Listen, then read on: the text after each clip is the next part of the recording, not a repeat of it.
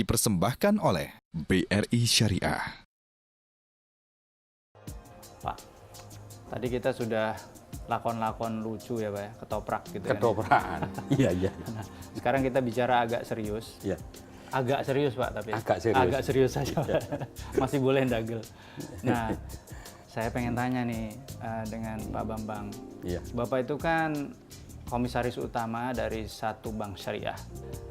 Jadi bisa dibilang Bapak tuh komandan pengawas utama begitu di situ.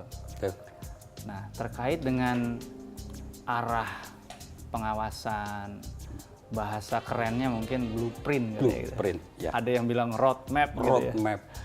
Kedepannya gimana sih Pak untuk bank syariah yang Bapak menjadi komandan pengawas Pak di situ? Kalau Mas Iwan menanyakan mengenai roadmap dari pengawasan, tentu saja ya konsep kami sangat mendasari pada banking control itu sendiri, Mas Iwan. Jadi di dunia perbankan itu sebetulnya ada dua hal yang tidak bisa kita tinggalkan. Ini yang pokok. Apa aja tuh Pak? Bagaimana aplikasi daripada internal control Internal control satu ya. dan bagaimana peranan internal audit. Internal control dan internal audit. Iya, betul Mas Iwan. Dua hal tapi sebenarnya nggak terpisahkan. Oh, nggak Pak. bisa, nggak bisa. Internal control ini artinya bahwa kontrol dan pengawasan itu sepenuhnya adalah merupakan tanggung jawab dari teman-teman di bisnis lini. Saya bilang adalah pemilik warungnya lah kira-kira gitu, Mas Iwan. Iya, pemilik warung itu yang internal controller. Itu day to day, Mas Iwan. Nggak bisa, hari ini aku off nggak usah ngontrol, nggak bisa. Kan, ya kan bahaya tak Mas? Iya, iya. Satu lagi internal audit. Ini satu lembaga khusus yang terpisah dari jajaran lini. Inilah yang harus berperanan, betul-betul berperanan fungsinya sehebat mungkin. Karena apa?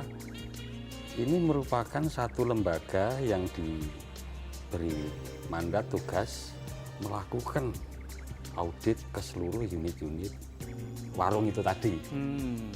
Teman-teman auditor ini secara rutin mendapat tugas menyentuh, mengaudit, memeriksa unit-unit kerja, tapi di sisi kontrol ya inilah, semakin luas unit kerja, semakin banyak, tentu ya orang kan khawatir.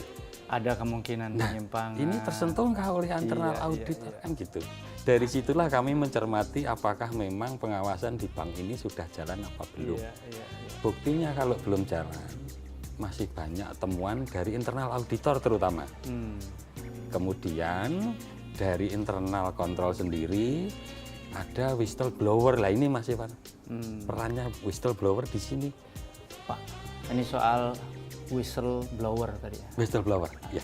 Peniup fluid katanya. Iya, peniup fluid, ya. Sempritan. Ya. Nah, itu kan pasti kalau ada seseorang yang menjadi whistleblower gitu ya. Etikanya adalah yang bersangkutan harus dilindungi. Ya. Bapak sebagai komandan utama pengawas nih ya di Bank Syariah yang merakyat itu, bagaimana Pak dalam melindungi whistleblower ini?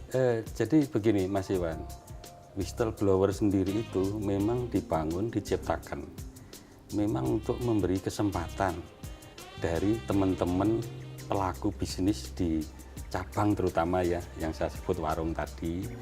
Karena kemungkinan besar ada penyimpangan, penyelewengan di unit kerja itu, si karyawan pekerja ini mengetahui persis, tapi takut.